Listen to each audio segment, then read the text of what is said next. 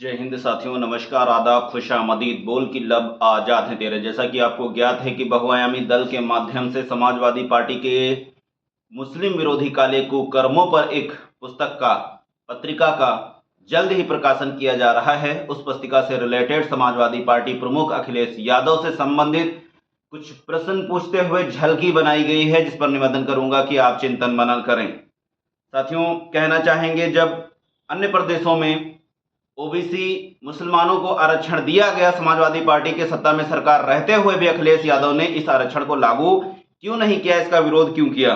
मनवादियों के द्वारा मुलायम सिंह को मुल्ला मुलायम की संज्ञा दी गई। मैं पूछना चाहता हूं, आखिर मुलायम सिंह को पद्म विभूषण से सम्मानित क्यों किया गया? क्या यह संघी के द्वारा, मनवादियों के द्वारा एक बाबरी मस्जिद समझौता के तहत साजिश नहीं? मुसलमानों के बदौलत उत्तर प्रदेश में सरकार रहते समाजवादी पार्टी अखिलेश यादव सच्चर कमेटी और रंगनाथ मिश्रा की जो कमेटी है वो सांसद में उसका समर्थन नहीं कर रहे हैं, क्यों? इस्लामी पोशाक धारण किए हुए, मुस्लिम टोपी लगाकर हुए मुसलमानों को अखिलेश यादव अपने ही मंच पर चढ़ने बैठने जगह नहीं देते हैं, क्यों? समाजवादी पार्टी अखिलेश ने मथुरा शाही मस्जिद को छोटी काशी श्री कृष्ण मंदिर बनवाने के लिए बीजेपी से समझौता करते हुए यादवों को बीजेपी के पाले में डालने का, वोट पक्ष कराने का समझौता किया, क्यों? हाल ही में तराई नेपाल बॉर्डर में तोड़े गए सैकड़ों मस्जिद, दरगाहें, ईदगाहें, समाजवादी पार्टी के जो मुखिया अखिलेश यादव हैं उनकी चुप्पी क्यों रही? भरी सभा और संसद में समाजवादी पार्टी के मुखिया अखिलेश यादव ने कहा कि मुगलों ने भारत देश को गुलाम बनाए रखा और जो है मुगलों ने भारत देश को लूटा।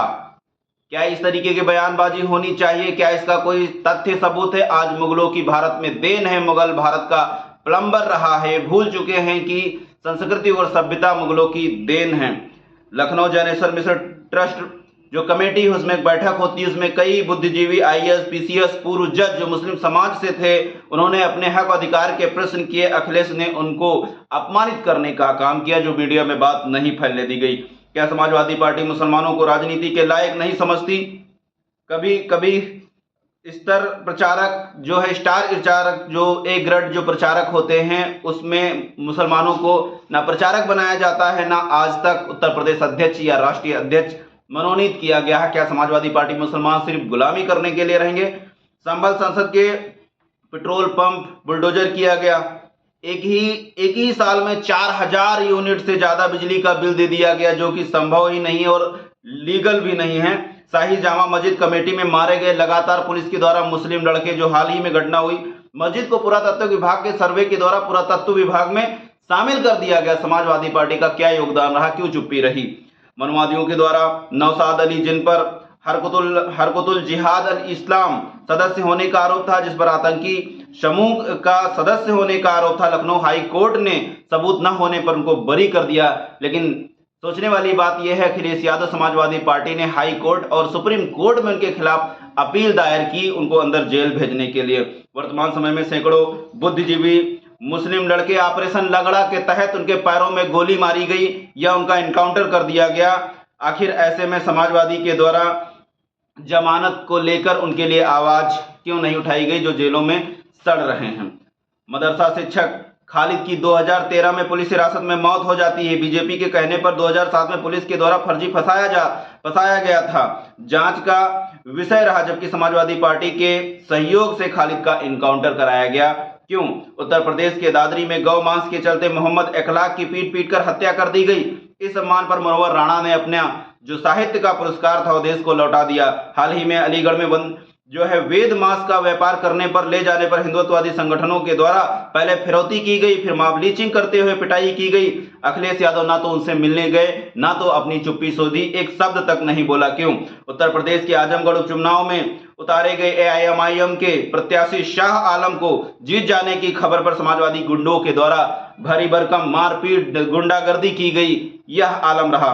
उत्तर प्रदेश के चंदौली में समाजवादी पार्टी जो बैठक हुई थी, सभा हुई थी, अखिलेश यादव मुसलमानों को मंच पर चढ़ने ही नहीं दिया गया। जाने माने क्षेत्र के कैसे नेता लोगों ने कहा कि उनका नाम बोल दिया, समाजवादी पार्टी के अध्यक्ष अखिलेश ने उनका नाम बोलना स्वीकार तक नहीं किया। उत्तर प्रदेश की योगी सरकार ने मदरसों को टारगेट कर आतंक से जोड़ने का षड्यंत्र, शिक्षक का वेतन रोककर रोड पर लाने का, मुसलमानों को दोयम दर्जे बनाकर उनकी रीढ़ की हड्डी तोड़ने का काम जो किया जा रहा है, उसमें समाजवादी पार्टी ने योगी व मदरसे सर्वे का भरपूर समर्थन किया। क्यों? उत्तर प्रदेश से कई बुद्धिजीवी मुस्लिम युवा जिन पर पीएफआई पॉपुलर फ्रंट इंडिया के सदस्य होने का आरोप रहा, समाजवादी पार्टी के द्वारा दी गई सूची के अनुसार गिरफ्तारी कराई गई। ऐसा क्यों? उत्तर प्रदेश समाजवादी पार्टी सरकार में मुस्लिम वक्फ बोर्ड के अध्यक्ष के द्वारा अयोध्या राम मंदिर जो बन रहा ट्रस्ट में, उसमें 3 एकड़ जमीन का समझौता कराया गया। क्यों? सुप्रीम कोर्ट फैसले के अनुसार अयोध्या फैजाबाद निकट धन्नीपुर बनने वाली मस्जिद पर बीजेपी योगी सरकार ने करोड़ों की एनओसी का खर्च लगाया है। समाजवादी पार्टी ने आज तक आवाज क्यों नहीं उठाई? पिछले लंबे समय से आजम खां साहब जो जेल में बकरी, मुर्गी, भैंसी चोरी के इल्जाम पर सैकड़ों मुकदमे दर्ज किए गए हैं, मुकदमे में जो है डालकर उनको जेल में सड़ाया जा रहा है, उनके द्वारा सार्वजनिक बनाई गई जौहर विश्वविद्यालय को आज बुलडोजर किया जा रहा है, या कह के कि शत्रु की संपत्ति तोड़ा जा रहा है, शिक्षा के भवन को तोड़ा जा रहा है। आखिर समाजवादी पार्टी का उनके परिवार के लिए योगदान और बलिदान, आखिर समझौता क्या? बनारस के संकट मोचन मंदिर की घटना, समाजवादी पार्टी नेता ने पढ़े लिखे 3 आईएएस हैसियत रखने वाले मुसलमानों का एनकाउंटर करा दिया था। यह बात मीडिया में लिखी गई। मौलाना आजाद फाउंडेशन बनना था, 1996 की बात है। मुलायम सिंह यादव ने जो है देवगढ़ा सरकार की तरफ से 10,000 करोड़ जो है मुसलमानों के लिए ट्रस्ट बननी थी। समाजवादी पार्टी के नेता मुलायम सिंह ने इसको रोक दिया, यह कहते हुए कि आप मुसलमानों का रंग नहीं जानते हैं। यह है समाजवादी का चरित्र। प्रतापगढ़ कुंडा गांव में सिर्फ और सिर्फ मात्र इसलिए जियाउल हक की हत्या कर दी जाती कि वहां पर एक महिला जो अंसारी समाज से वो जीत कर जाती है। समाजवादी पार्टी के मिली भगत संरक्षण की घटना को अंजाम दिया गया और आज तक कोई तथ्य सबूत न होने के कारण जो हमलावर थे उनको रिहा कर दिया गया। बरी कर सोचने और समझने की बात यह है कि अभी हाल ही में 80 लोकसभा पर चुनाव होता, समाजवादी पार्टी ने सिर्फ 4 मुसलमानों को टिकट दिया। आज समाजवादी पार्टी जो है डॉक्टर राम मनोहर लोहिया की विचारधारा से भटककर मनवादी विचारधारा में प्रवेश कर चुकी है और बीजेपी से एक समझौता कर चुकी है। ऐसे में तमाम मुस्लिम नेता जो अपने आप को राजनेता समझते, समाजवादी पार्टी में चमचागिरी, हाँ हुजूरी, गुलामी करते हैं, उनसे निवेदन है कि उठे जागे, अपनी जमीन तैयार करें। कब तक जो है आप यूं ही जो है अपनी जिंदगी को तबाह और बर्बाद करते रहेंगे? मेरा युवा से निवेदन है, चिंतन मनन करें। जय हिंद, इंकलाब जिंदाबाद, शक्तिमेव जयते।